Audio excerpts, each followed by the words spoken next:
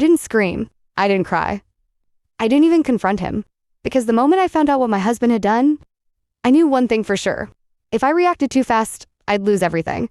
So I stayed quiet. My name is Rachel, and for 13 years, I believed I was married to a good man. When my son Evan was born, my parents did something extraordinary. They created a college trust fund in his name. Not mine, not my husband's. Evan's, every birthday, every holiday, every milestone money went into that account. By the time Evan turned 16, the balance had grown to $126,000. It was his future, his safety net, his escape if life ever went sideways. My husband Mark knew this, or at least I thought he did. Mark had a sister named Lydia. She was loud where I was quiet, reckless where I was careful, always in trouble, always between jobs, always needing help. Mark excused everything. She's family. She just needs time. She'll pay it back. She never did. Still, I never imagined Mark would have crossed that line.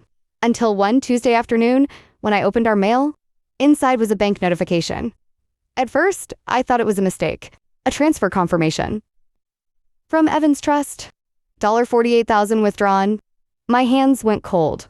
That account required two approvals, one from the trustee and one from the legal guardian listed on the paperwork. My father, who had passed away 6 months earlier, which meant only one person could have signed the emergency release form. Mark. That night, I didn't accuse him. I cooked dinner, helped Evan with homework, folded laundry like nothing had happened. When Mark finally sat down, I said casually, "Did Lydia ever fix her car?" He didn't look up. "Nope." I nodded. "Must be expensive." That's when he smiled. Yeah, poor thing struggling. And there it was. Not guilt. Not hesitation. Just relief. Later that night, while he slept, I checked his email. The confirmation was right there. Subject, emergency family loan approved. Recipient, Lydia. He didn't even call it Evan's money. He called it family money. I stared at the screen until my eyes burned. Then I did something he never expected. I planned. Mark thought I was just the emotional one. What he forgot was who raised me.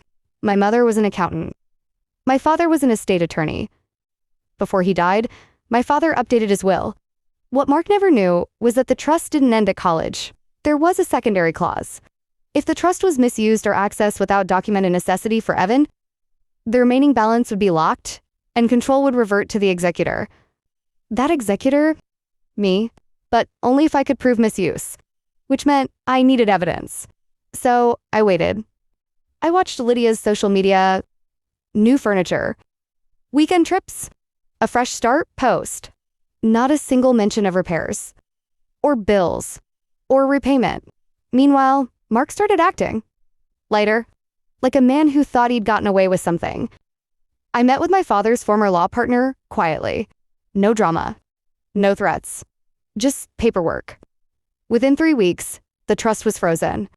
Mark didn't notice, because the real move wasn't financial. It was emotional.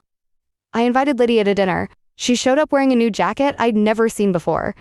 Halfway through dessert, I smiled and said, "By the way, how's Evan's college money helping you settle in?"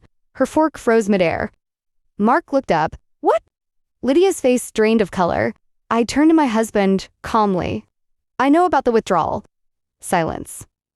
Then excuses. Then anger. Then denial. Classic. But I didn't argue.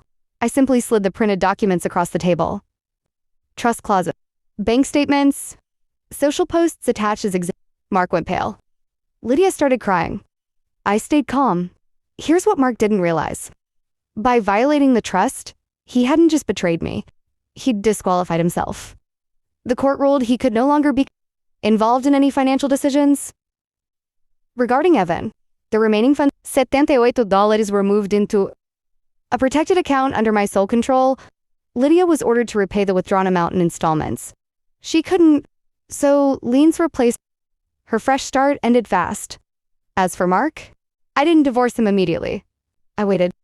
6 months later, when he tried to refinance the house using Evan's trust history as proof of family assets, the bank rejected him. And that's when I served the papers. Mark cried. He begged. He said he never thought it would go this far. But betrayal doesn't need bad intentions. It only needs entitlement. Today, Evan is in college, debt-free. The trust is intact. And Mark, he's living with his sister, still calling it family support. Funny how quiet things get when the person you underestimated turns out to be the one holding the keys.